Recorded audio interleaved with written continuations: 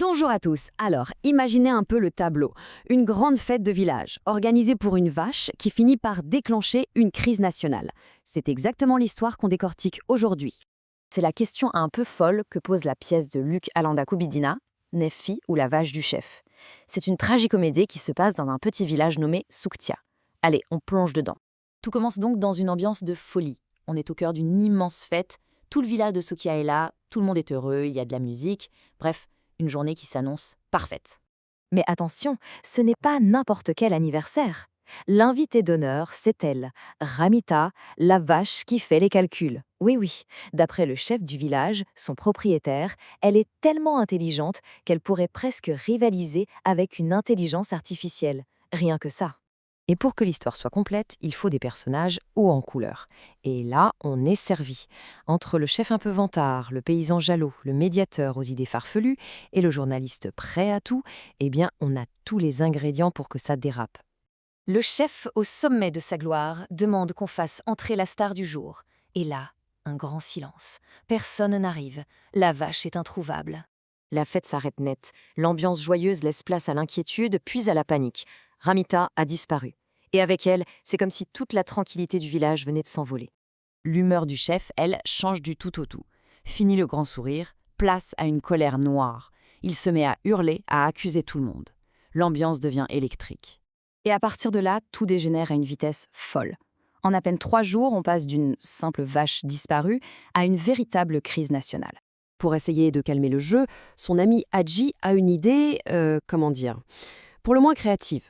Il invente que Ramita n'a pas été volée par un voisin, non, mais enlevée par des extraterrestres. Il serait venu chercher son lait magique, forcément.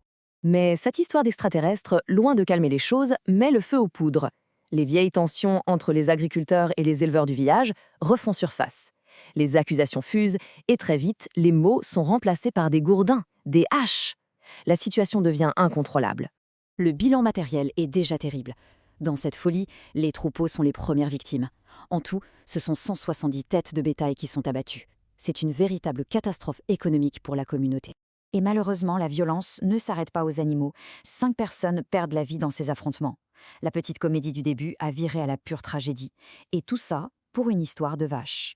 L'affaire prend une telle ampleur que même la presse internationale s'en mêle.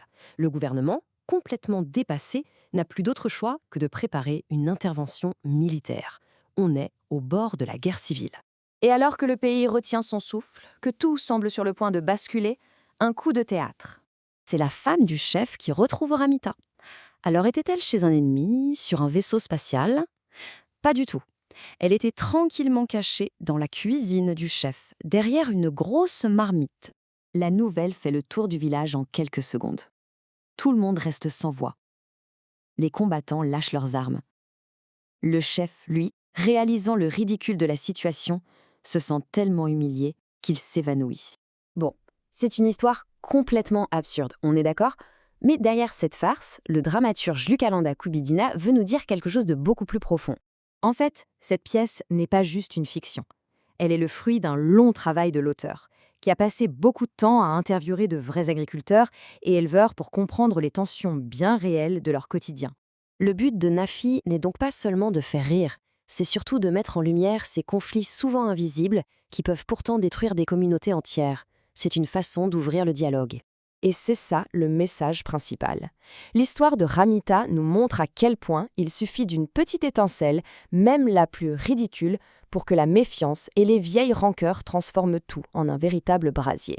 Au final, l'histoire de Souktia, c'est un peu un avertissement. Ça nous rappelle à quel point la paix peut être fragile. Et ça nous amène à nous demander quelles sont les petites étincelles, les conflits latents qui existent dans nos propres communautés. Voilà qui donne à réfléchir.